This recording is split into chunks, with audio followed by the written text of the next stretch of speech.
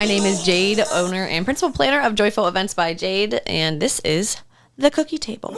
This is a podcast all about love, marriage, relationships, and the wedding industry, wedding news. Perfect for anyone that is getting married, is married, a wedding vendor, or someone that just loves weddings. Grab your favorite cookie from The Cookie Table, pour yourself a glass of Chardonnay, and let's get into it. Jason Granda, the man that gives me my spicy last name. Thanks so much for joining me. Thank you for having me. I've been dying to have my husband on the podcast, so this means a lot to have you here. I know you're a very busy man, so thanks. Yeah, no problem. You are so cute and suggested to make your own cookies. My favorite, fresh chocolate chip cookies. They're home baked. Nestle Toll House, though. Yes, absolutely. Would you say that's one of your favorite kind of treats at night is to start the oven, get those cookies going? Yep, absolutely. Right when we fire up Netflix, get the oven preheated, get the cookies in the oven so they come out fresh and hot with some nice cold milk. It's perfect. Or HBO. We've been on more of an HBO kick recently. We have. Lots of good shows on Cheers.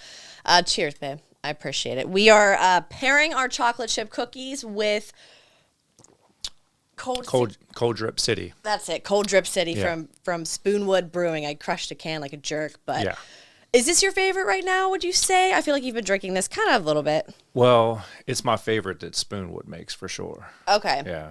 That's fair. What are your other favorite beers? Because we used to, It's delicious. before Jax, our son, we were huge brewery people. Yeah, absolutely. Obviously, Grist House Sours. Yeah. Hitchhiker does really well with their sours as well. But I'm a big sour beer guy. Starting to dabble more into the IPA world, but love me a good coffee beer too. Yeah, that's fair. Anything with a little bit of coffee can keep me awake, so I'm fine. So we're recording this at noon. I'm all for a lunch beer. I love it. Love a good lunch drink. So this is okay for now. But once the day goes on, we'll have to do something else because it's so nice out today. Yeah. My toxic trait is thinking we have to drink and just do something. And my toxic trait is saying, I wish I was golfing. I was just about to say that. How much would you say you golf annually? We don't have to put it to a week, but how many rounds of golf do you do a year? How much do you know about, or how much? Oh my God, you jerk. No, I mean, I try to play, at least once a week. I think last year I played 60 rounds. So try to squeeze in as much as I can. That kind of costs a little bit. Love that for us. No, I really want to start golfing with you. I think it would be so fun. Yeah. Because I feel like I'm a little sporty. Do you think I could do it? Do you think I'd be okay? I hope that your softball, swing can transition into a good golf swing, but, time will tell. I think it could. Yeah, so avid golfer. Did I say that right? Yes. Avid golfer. Again, you're my husband. We have been married for almost 3 years now. April 30th will be our 3-year anniversary. 9 years together in February. So Yeah. time is flying. Flying. But talk a little bit about your origin. So you were actually born in Baltimore. Yeah, I was born in Baltimore. I always like to tease my clients and people that meet me for the first time, and I tell them I was born in Baltimore, especially living here in Pittsburgh now. I always say my mother raised me right. So my mother's side being from Pittsburgh, obviously I was raised a Steelers fan. So, but yeah, lived in Baltimore until I was about 13 years old, right into high school, and then moved to Northern Virginia, right outside D.C., where most of my childhood friends are from, and where we still connect and everything like that. But yeah, I've been in Pittsburgh here now for I don't know, 15 years on and off. Yeah. Yeah. That's crazy. You have said a few times over the years that basically if it was up to you entirely, you wouldn't be here. You wouldn't stay here. Yeah, I mean, in my early to mid 20s when I came back here for the last time, the plan was to move back to the West Coast. Yeah. But things change, and obviously it all worked out for the best. Yeah, I love Pittsburgh. You mentioned moving back to the West Coast. So you had dabbled in a few different cities as well in your life. You were in LA for a little bit. You were in Arizona for a little bit. How are those experiences? Definitely great experiences overall. Yeah. Getting to see how different places kind of like are laid out and the different lifestyles that the cities have and, what they have to offer. It was definitely eye-opening. Most of the kids I grew up with in Baltimore, never left at all. Yeah. Very few even traveled, but, I was able to do a little bit of both in my defining years of my life. So it was a good experience. We visited LA together. Yep. Where'd we stay at the W in West Hollywood, right? Or Hollywood? Yeah. Yeah, Hollywood. Yep. That was something. You want to share that at all? It has changed a lot Yeah. since the time that I spent there. But it's definitely went downhill. Yeah. Don't want to talk too bad about it, I but know, there right? was It was something. there were unfortunately there are a lot of homeless people and drug addiction and things like that are just out in the open, as you saw. So it was pretty scary. It was a little scary. And what was so crazy? What's crazy, I think, about it is, society and what you see online of like the stars, like the Hall of Fame is like, it's such a glamorous, amazing thing. Yeah. And it was such a massive shock to see that in person because you grow up seeing the glamour of Hollywood and then you're like, holy shit, what is this? So I thought that was interesting. But I mean, all in all, we had a great trip. We camper vanned and went a bunch of different places, which was fun. Again, pre our son, but when I lived in LA, one of the things that stuck out to me, and I'll never forget, it was the same time that Michael Jackson passed away. Oh shit! So speaking of the Hollywood stars and everything like that, you're leaving the club at like 2-3 in the morning and walking down the street, and you saw like huge gatherings and candles and people crying all around Michael Jackson's Hollywood star. Yeah. So that's something that will always stay with me. It's kind of a crazy time to be out there. Yeah. But yeah, our camper van trip was an awesome experience. We flew into San Francisco, rented a camper van, and traveled the whole way down the PCH, which is the Pacific Coastal Highway. Yeah. Just stopped at a bunch of places, Santa Barbara, San Diego, things like that. Went up to LA, and that's where we ended the trip at the Steelers game against the Chargers. Yeah, so, which was great. Yeah, it was a pretty cool experience. So 2 big points that I want to branch off of. Mention how big of a Steelers fan you are. You've kind of touched on that. Yes. Every year I feel like you're saying like I'm not going to watch it as much, and then every year you do. Yeah. So real big Steelers guy here. Yep. Yeah. So obviously, as you know, every year I plan to go to a different away game. It's one of my bucket list things to visit all of the NFL stadiums and watch the Steelers play at those games. So had some pretty cool experiences. You've been there for a couple of them, and yeah. And I wish I could be there for all. The beauty of this man's obsessions with my work and what I have going on. So obviously as a wedding planner, my busy season is May through October. Yep. Right? And if you could golf every day and go to every single Steelers game, you would. And there's nothing necessarily wrong with that. But things change once you have a kid. It is tough. I just wish for some reason, I wish we lived in a market where my busy season was, October through May and it all was perfect, but it's not. That's not the reality of it. And we can dive into that a little bit later. But I also want to mention, you mentioned being in Hollywood when Michael Jackson passed. So that is kind of a little nod to, yes, we do have an age gap. We are 10 years apart. Yes, we are. We are 10 years apart. So we met, I was 21, you were 31. talk about how we met. Yeah, so obviously a mutual friend of ours, Dana, I guess you two were messaging and you were looking for a second job. So she recommended this pretty decent guy that was managing a restaurant. At the time, I was one of the managers at the Melting Pot down in Station Square. So, we got you set up for an interview down there, and I hired you. You sure did. You sure did, to be a server. And it's funny. So our mutual friend Dana, we worked in radio together. So when I was looking for that second job, because radio pays peanuts, of course, and she actually gave me 2 places. That's what's so weird to think about is she gave me 2 places. Where do you want to interview? I know managers at both. If I would have picked the other one, none of this would not be your life. Like, isn't that weird? We wouldn't be sitting here right now, probably. We wouldn't be sitting here right now. We never would have met. We wouldn't be married, I'm sure. Like, what are the chances? I think it's such a bizarre thing. So, yes, I said the Melting Pot. I was in a 4-year relationship at the time. I will say it. Yep. I was with somebody else.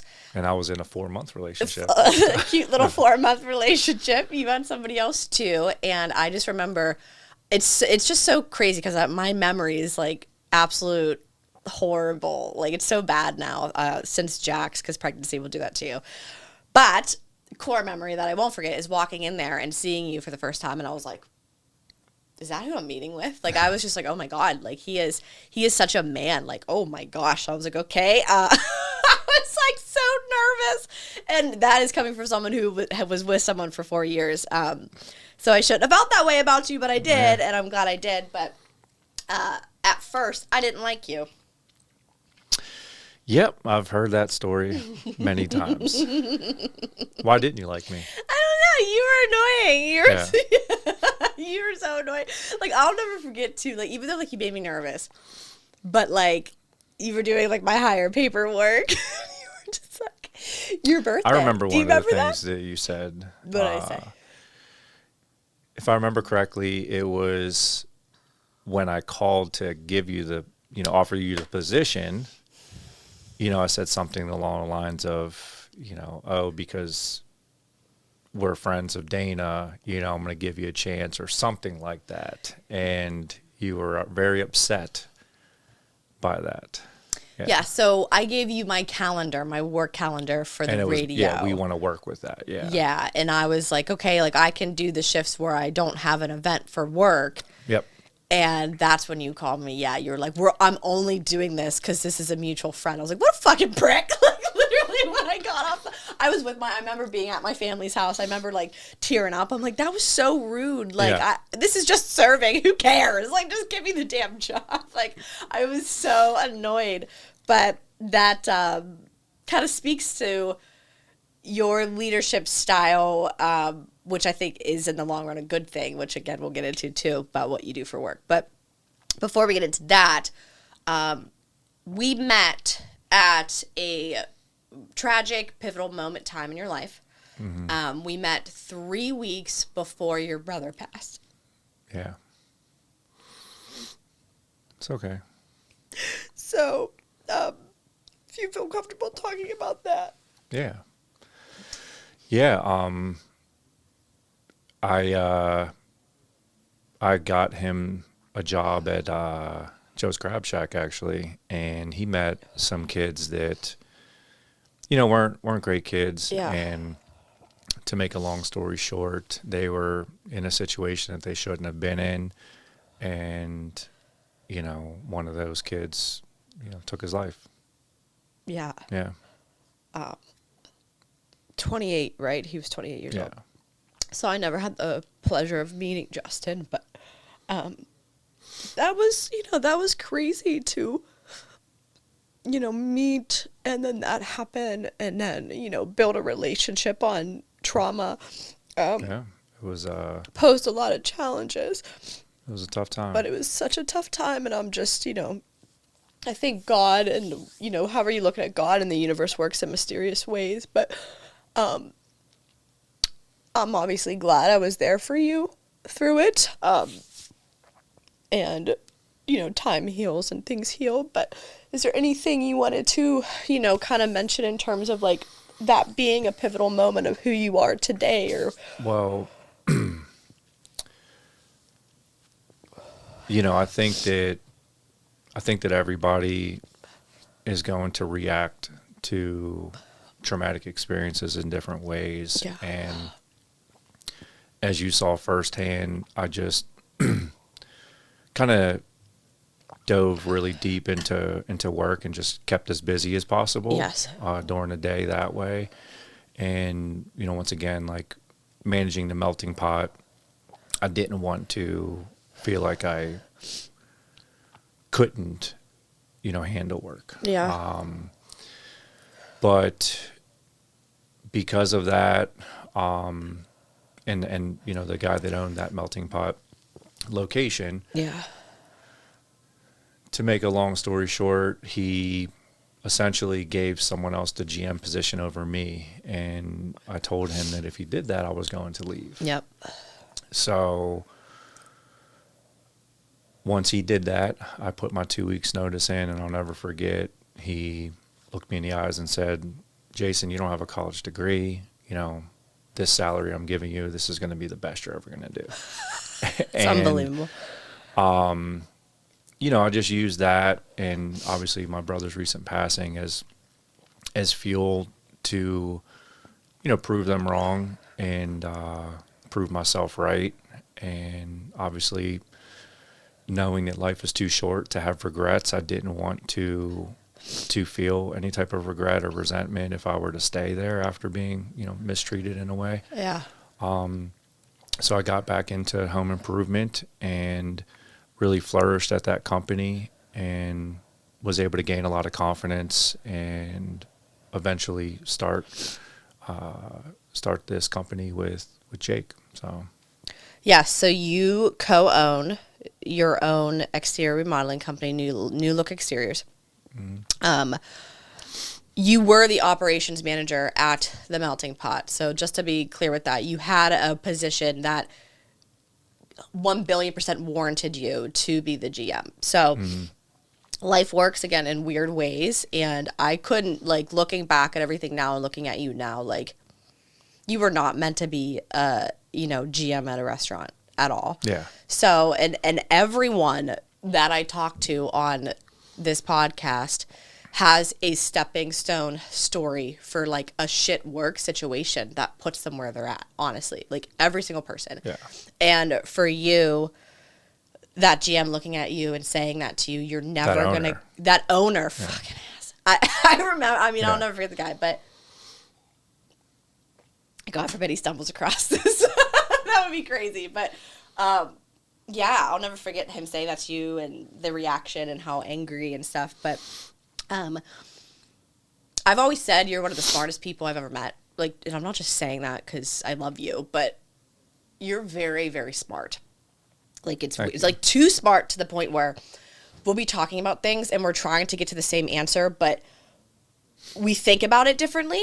And it's like after like an hour of like being annoyed, you're just like, wait a second, we're saying the same thing, we're just speaking in different languages. Like I think that's like a lot of what happens with us. It's like, what is this mean? What? That's what I'm trying to say. So you're very smart. College is a low-key scam, depending on what you're going to school for. I think it can be. So you clearly didn't need that.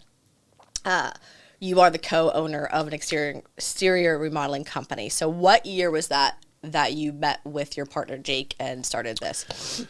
Well, the company was, he had formed the company about a year before we teamed up. But I want to say that was 2018. I think so, yeah. Was when I joined up with Jake, and it was essentially him and I for that first year together, and then we brought on one of my good buddies, Zach, and he kind of shadowed me and learned firsthand sales. And then the year after that was when we made some additional key hires, and one of them was you. Yeah. One was me. So Joyful Events by Jade was formed at the end of 2018, the start of 2019, and like 2019 was my first full year. So what I think is kind of weird is like, I don't necessarily think like one person over the other was like what made each of us do what we're doing. I just think we both were meant to do it, and being together helped support that and launch that. Does that make sense? Yeah. So, because August 2018 was when I decided to do, August. So my terrible story with radio, which everybody knows, was I was like, oh, this is just so boring. Like, I need to do something for myself. But we laugh because we're both Geminis, which is like low key, like crazy, but we are. And Geminis get bored easily. So I think, because I've always heard the saying, you are the average of the 5 people you surround yourself with. And when we first met, I think we were just drawn to each other being ambitious and knowing our life wasn't going to just be at the restaurant that we met in, right? Like, we knew that. I agree. So meeting each other was, I think, obviously, yeah, just the support and having a like-minded person to bounce things off of has obviously been very beneficial. But yes, I used to work for you. Was I technically like your second hire then? Yes. Okay. Yeah.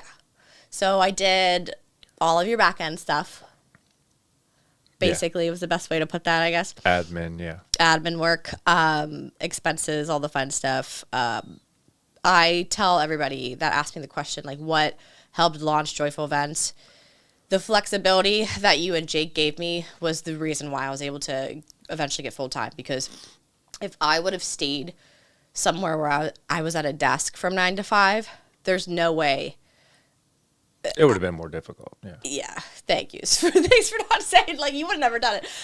But it would have been more difficult. So, I basically balanced like 2 full-time jobs, essentially 2 part-time in a way, like however you looked at it. But I got the work done, and that helped launch it. So your flexibility was huge, and I'm forever grateful for that.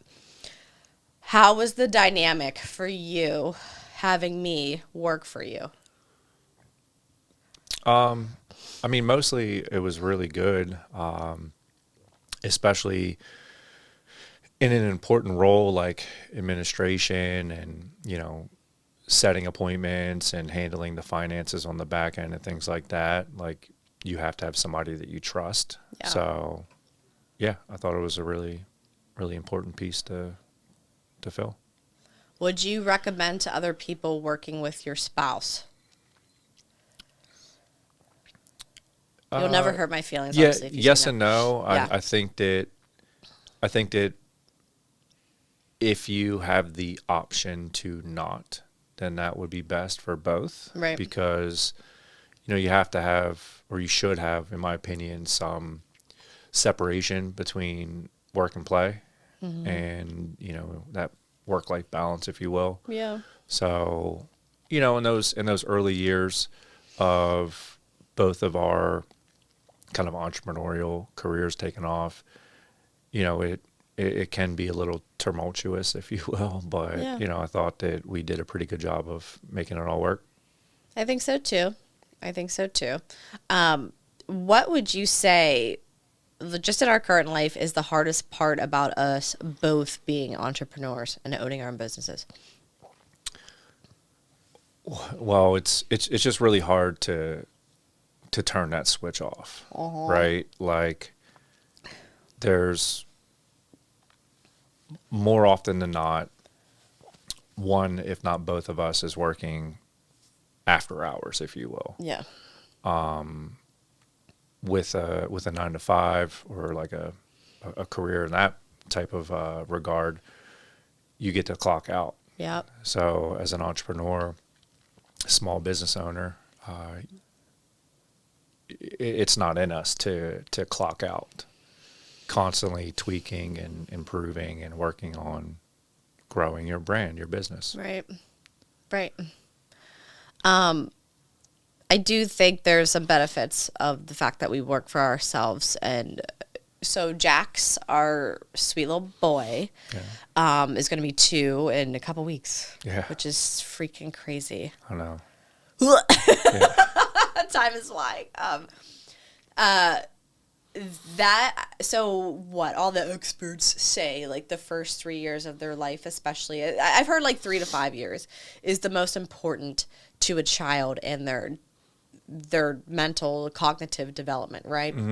So the fact that we have had the flexibility to be home with him as much as we are, I think has been massively beneficial, or so I hope, to him. And obviously that is not to make anyone that has a 9 to 5 to feel guilty about that. You shouldn't. I just think everybody is built for different things, and there's a lot of days where, you know, I was never meant to be a stay-at-home mom. Like when he was a newborn, it was hard to leave him, but now that I'm out of my fog, like there's no way in heck I could be at home every day with a toddler. Like I know that.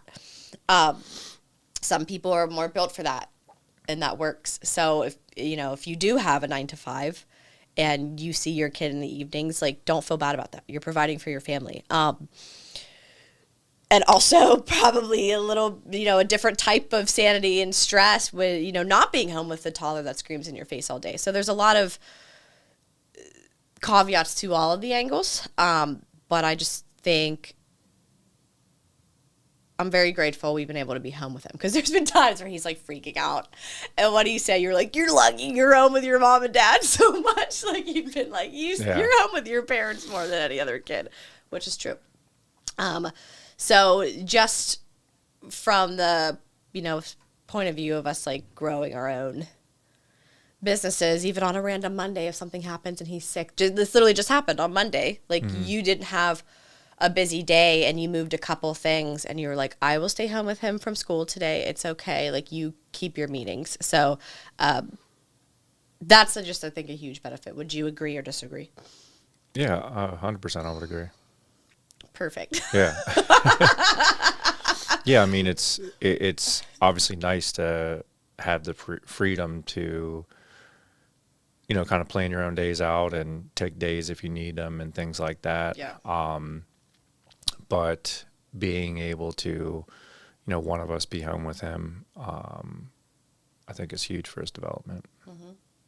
What's been the biggest adjustment, would you say, since becoming a father and having a child? Well, it's funny because until you have a child, I really believed that, like, no matter how you feel about your spouse, obviously we both love each other, but there's really no way to describe the love that you feel for your child. So truly putting someone else first was a huge thing for me, because I've always just naturally been, a pretty selfish person, and tend to kind of live in my own bubble, so to speak. But yeah, putting another person first in every way stands out to me most. Yeah. And then second to that, obviously, as you know, like the first year, sleep has been tough. Even these past like 10 days where little Jax has been battling his ear infection and this like nagging cough that's been lingering for a while, waking up in the middle of the night just kind of brought back all those old memories of like the first few months of his life. And, that's really hard, because if you as the parents aren't getting the right amount of sleep, good sleep, it's tough to wake up and put your mom and dad hat on the next day and be, peaches and cream about it. So exactly. So yeah, sleep is a big thing. But other than that, like, just always being on edge, like this poor, trying to catch him before he falls and hits his head or something like that. Yeah. So he's wild. But it's fun. It is. It's very fun. It's just, it's something, huh? I have joked and I've said to like some other friends, and like, I regret ever saying before having a child that I didn't have time and I was so busy. Like, I wish I could go back and slap myself in the face and say, like, you have all the time in the world. Like, you're fine. Like, it is crazy. Because just the days that I am home, and I've mentioned more recently, like, he is in care now Monday, Wednesday, Friday. to help alleviate work, and it's been a massive, massive difference. Once you feel like you are ready and your child is ready, if you are a stay-at-home working parent, it is okay. It'll probably make you feel better, to be honest. And then they're getting the attention that they need, too, and having enrichment during the day. But yesterday is just a prime example of he was, he didn't want me to let him down at all. So that overstimulation like comes into play of just like, oh my gosh, I would love to just not be touched for a second. And then at night when he's waking up and coming into bed with you, and then you're being touched during that, and then it's just like, oh my gosh. So like when the end of the night comes, that's where the challenge comes into play of like, I just need to not be bothered. And I do want to just sit here and watch TV, but that is shitty from like a spousal like side of things. So it's just hard. It's hard. But I just regret ever saying I didn't have time. So yeah, that's on having a kid. But, real shit, the people that think having a child is going to fix your relationship, that is not the answer. You know how that happens every now and then? Would you agree or disagree? Yeah, I think that adding another huge responsibility to your plate is only going to exacerbate whatever underlying issues that someone has. Right, exactly. Whether they're single or in a relationship. Exactly. That's all it does. So if you're trying, just try when you're ready. Yeah. just try when you're ready. What do you think we're doing well as parents? What would you shine a light on? From as together or individuals, what do you think? I think that overall, obviously, as you point out, like the amount of time that we're able to be with him. Yeah.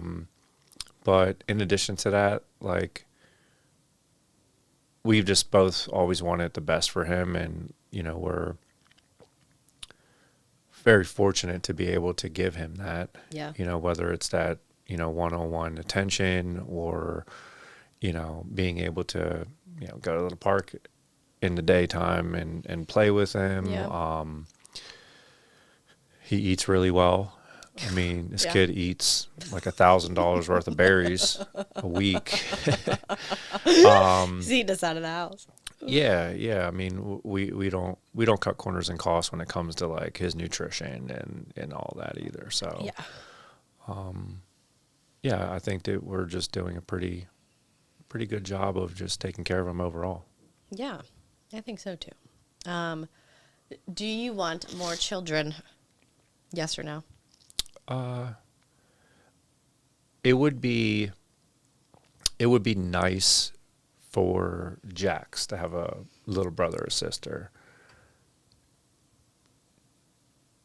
Am I like ready to jump at the, the opportunity to go through the first year again?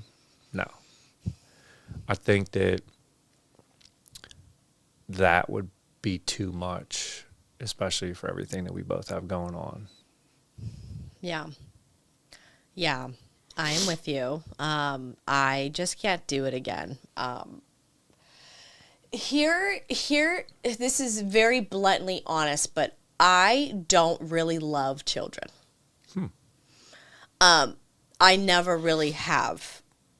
So when I was like younger, and you obviously know this, but I nannied multiple kids of all ages, and I just didn't love it. Obviously that like motherly part was in me. Obviously, I'm a great mother, and I always said, I will love my own children, but my God, like they're just like annoying. Like there's something about kids that like is just like, I don't know. I always said I knew I would love my nieces and nephews and my own children, but I'm not a huge fan of kids in general. Which sounds like you're probably listening, be like, why the fuck did this bitch have children? Well, no. Like, I knew I wanted kids. I knew I wanted them with the right person, which is you, obviously. how grateful I feel to have found someone that I wanted children with.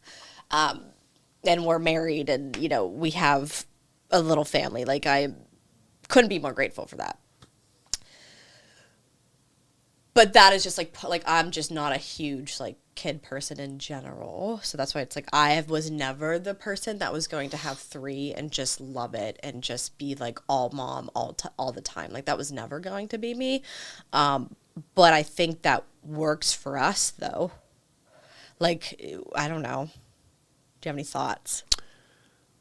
Well, I guess I would say like, and I've said this to you too, for me personally as a parent, Yeah.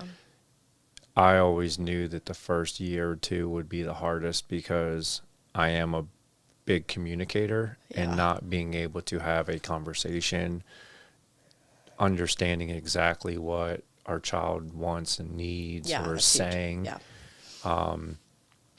is challenging. But what I give us both props for is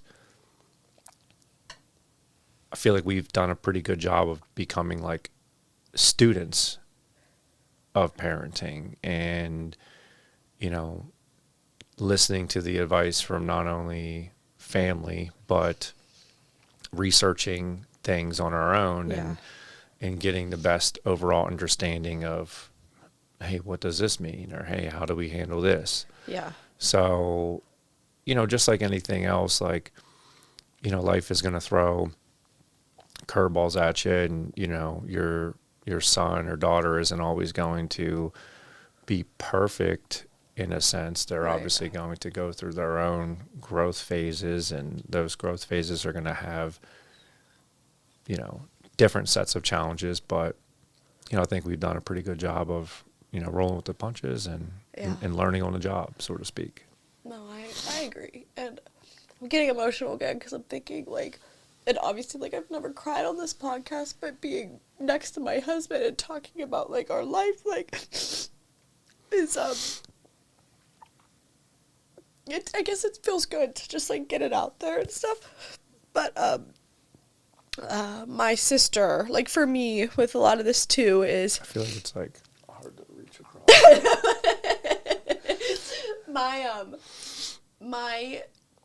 My sister has 3 children and just had her 3rd, and sweet little, beautiful little boy. So 2 girls and a boy. And when I held him, you know, I cried because I felt so clear-headed holding a newborn. And when I look back with Jax, I feel like I was in this awful fog. Postpartum wasn't great on me. It sucked. It was hard for me.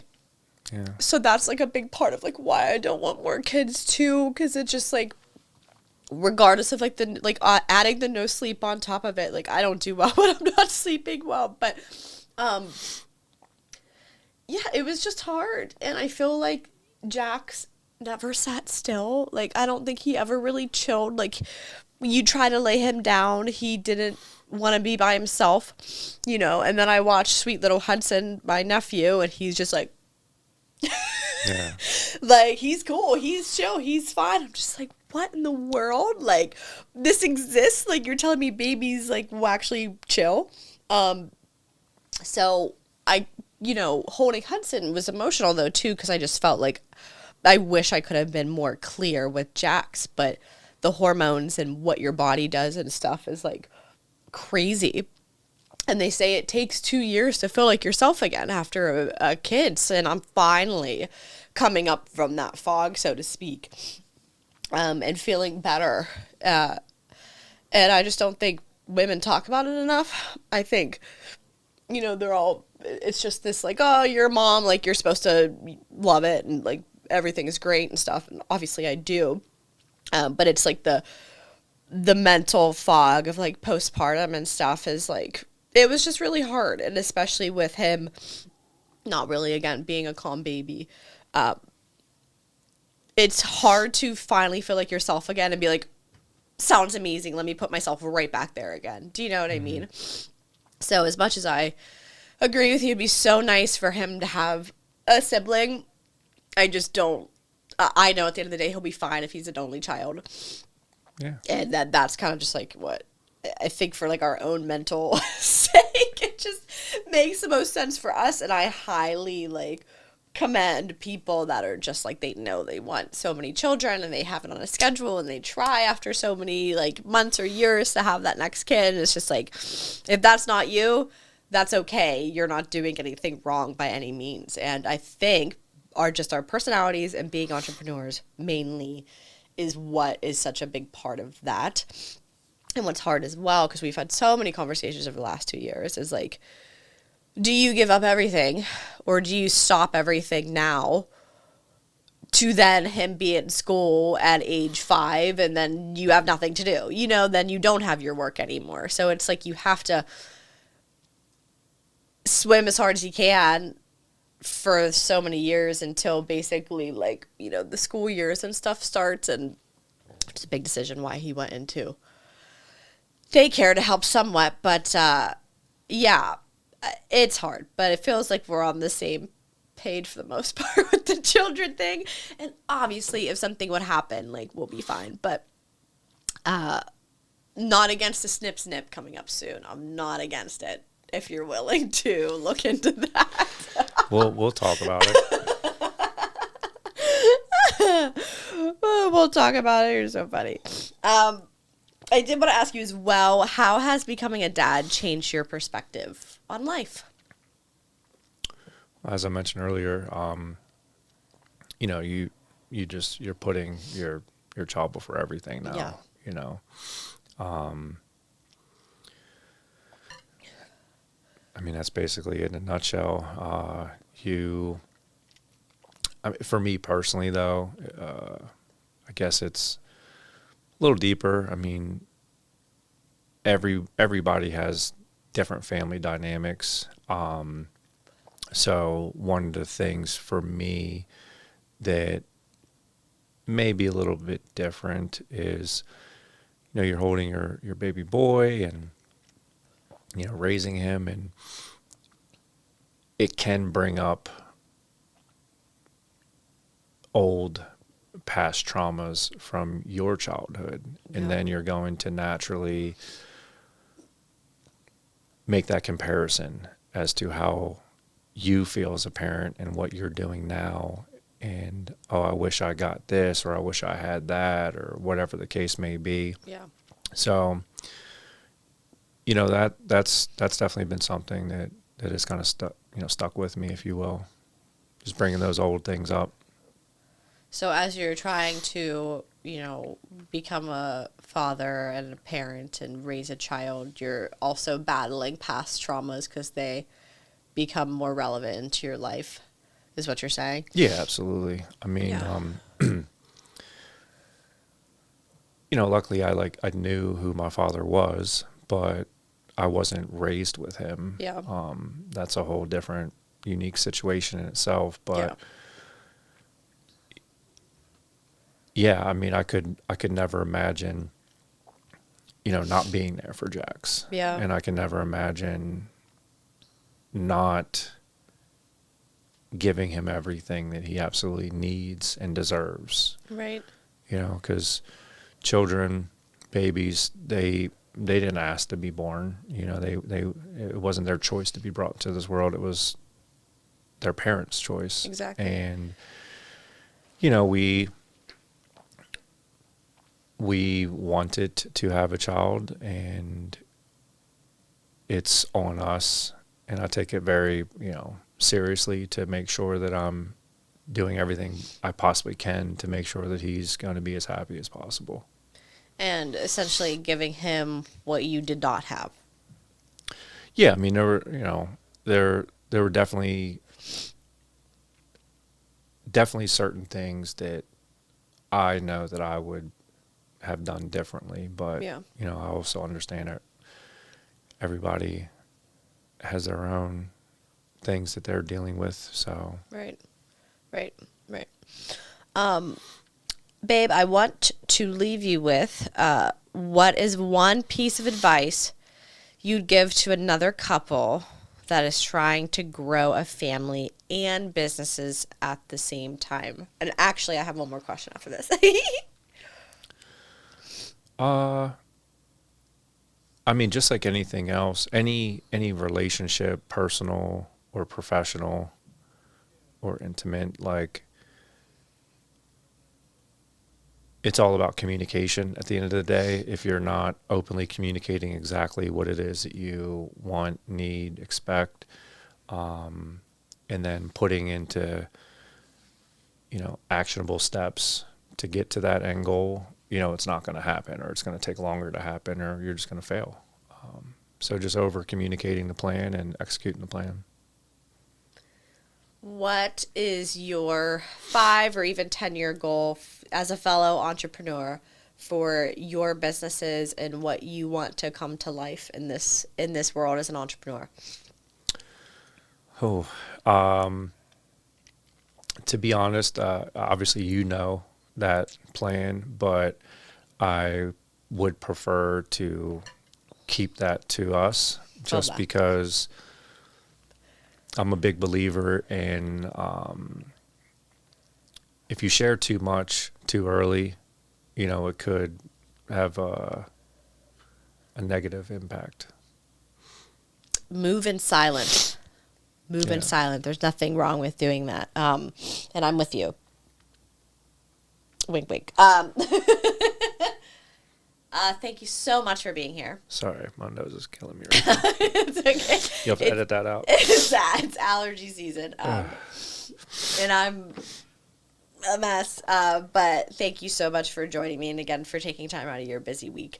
I love you. I love you too, babe. Woo!